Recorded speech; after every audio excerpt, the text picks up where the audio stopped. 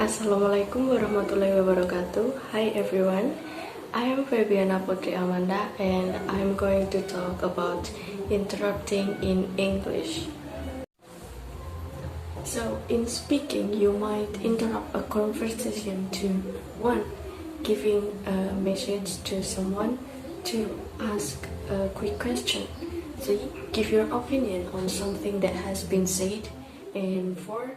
Join a conversation. So for giving an information to someone, you may use these short phrases to efficiently deliver a message or get someone's attention mid-conversation. Like, I'm sorry to interrupt, but you are needed to blah blah blah. I apologize for the interruption, but I had to let you know that blah blah blah.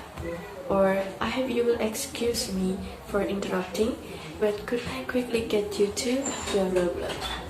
And the second is for asking a quick questions.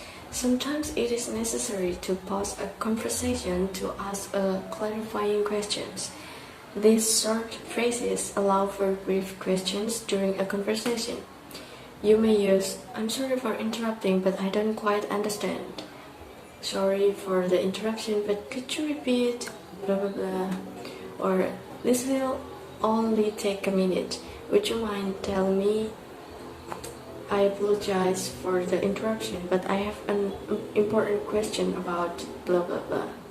And alternatively, you can use questions as a polite way of joining a conversation.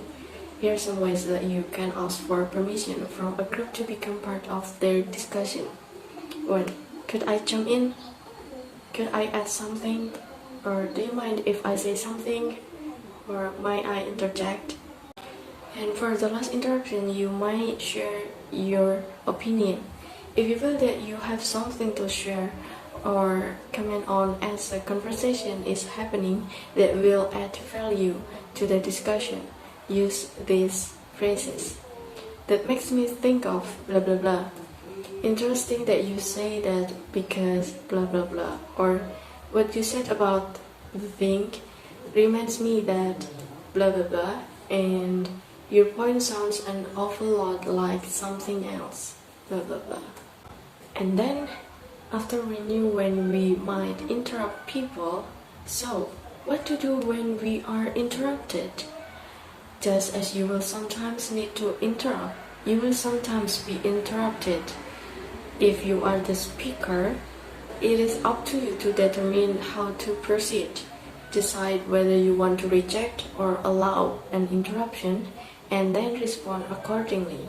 And how you interrupting someone who has interrupted you? You do not always need to allow an interruption.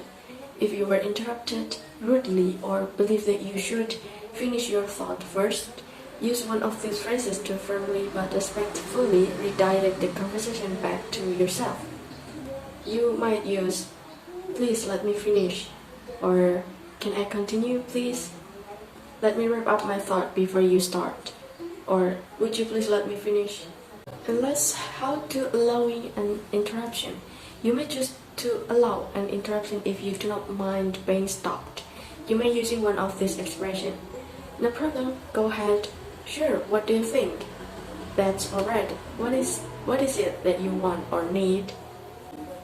And once you've been interrupted, you can continue where you left off when you were interrupted with one of these phrases.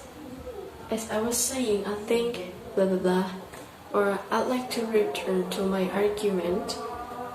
To get back to what I was saying, I feel blah blah, or continue where I left off. Okay, that's all from me about interrupting in English. Thank you for watching. Wassalamualaikum warahmatullahi wabarakatuh.